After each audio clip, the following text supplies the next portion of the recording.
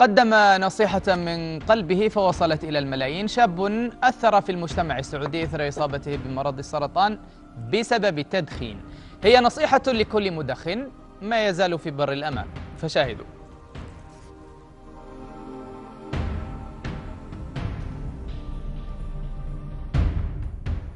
مجرد محاولة تقليد، نطالع الكبير، الشخص اللي أكبر مننا، نطالع مثلا جارنا، تشوف في فيلم، تشوف عم، خال، أحد من أقارب الكبير يدخن، يتخيل لك إنه فيه شعور، فأنت تحاول تجرب هذا الشعور.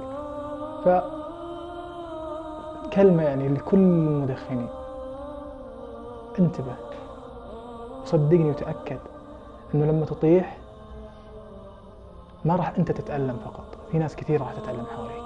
فلا تعتقد إنه إذا أنت دخنت إنك أنت راح تأذي نفسك فقط، أنت راح تأذي نفسك وراح تأذي اللي حواليك، وبشكل أنت ما تتصوره.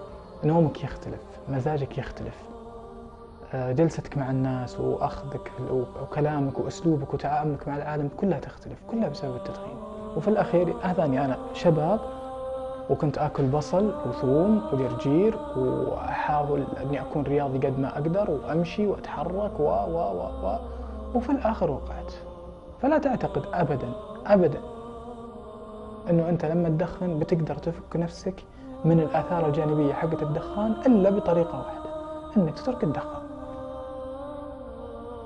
طبعا إذا بدأت على في الكيماوي، العلاج الكيماوي هي عبارة عن مجموعة مغذيات تعتقد أنها بسيطة، لكن مع الوقت بعد كذا يوم تبدأ تحس بتغيرات داخل جسمك، عسر في الهضم، أحيانا سرعة في ضربات القلب. لو مثلا تمشي مسافة 10 خطوات وترجع تحس كأنك رحت جري 10 كيلو ورجعت. التنفس عندك يتغير، صداع، ألم في الأسنان، ألم في العظام، ألم في المفاصل، ألم في العضلات. تصير أحيانا أي ضغطة على جسمك تأثر عليك بشكل مو طبيعي، ألم في الظهر، النوم يختلف عندك ويصير كثير، نفسيا من جوا أنت ما أنت مرتاح، تحس بتقلبات ما تدري وش اللي فيك. من آثار برضو الكيماوي تساقط الشعر وتغير شكلك. أنا بنتي بتطالع فيني، أو قبل أشهر بسيطة كانت بنتي تطالع فيني تقول: أبوي أنا أبغى زيك دقن. فكنت أقول لها: إن شاء الله يطلع لك دقن. الحين تسألني تقول: بابا وين دقنك؟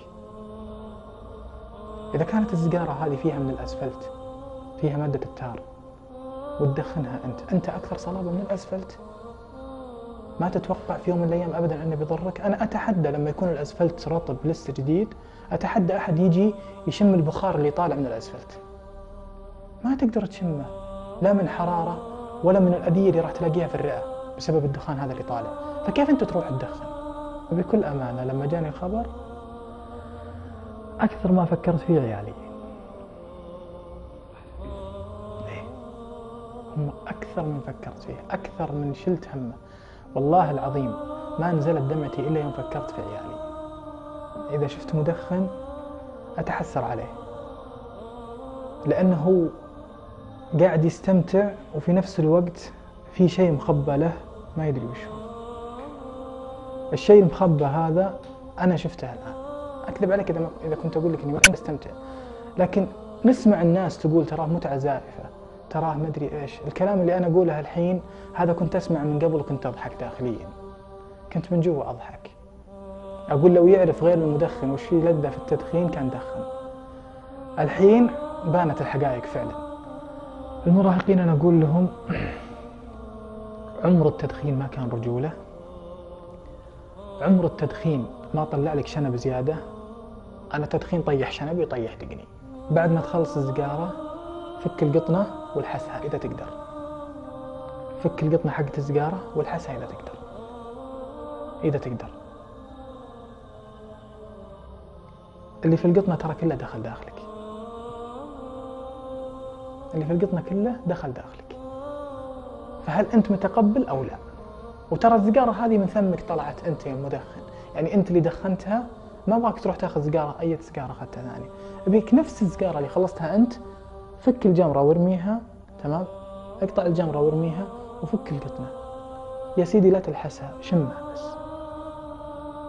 هل تتقبلها أو لا؟ وبعد كذا فكر تدخن ولا لا، وشوف العالم كلها وش صار فيها بسبب التدخين. لكل إخواني المدخنين، لا تقع في اللي وقع فيه غيرك، والعاقل من اعتبر بغيره.